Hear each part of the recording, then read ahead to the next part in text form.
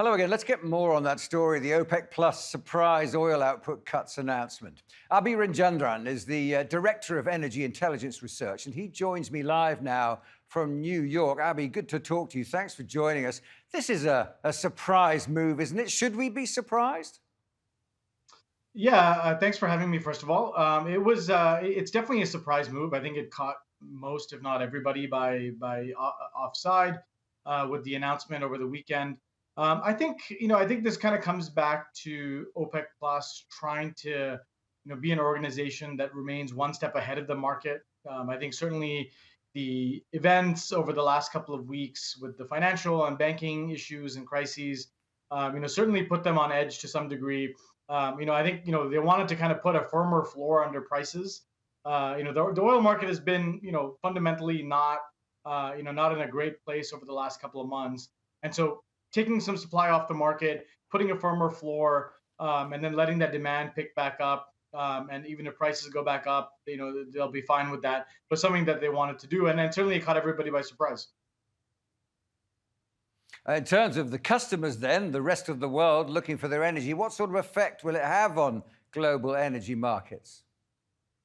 Yeah, in our view at least, we expect that demand will gradually improve over the course of the year. That there will be, a pickup into the second quarter, into the summer, kind of seasonal months for demand, and that combined with the supply restraint that we were generally seeing in any case, but then you add the OPEC plus additional cut to it, we do think prices will rise.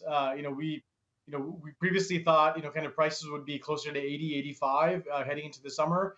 I think certainly this puts, 90, 95 on the table from an oil market standpoint, potentially even a run up to 100 if the macro holds up okay. And then correspondingly, it should mean higher prices for gasoline and diesel as well. So that's something that we think consumers are going to have to contend with in the coming months.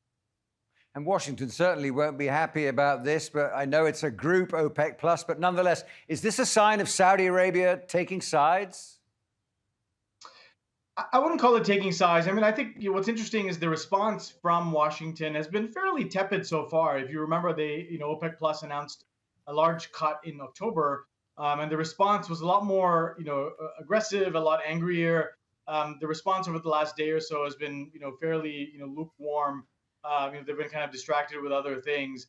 I don't think they would look at it as taking sides per se. I think the one thing to note is that in line with other announcements like announcing kind of ties with Iran, brokered by China, and then kind of closer ties with China and the global South and East.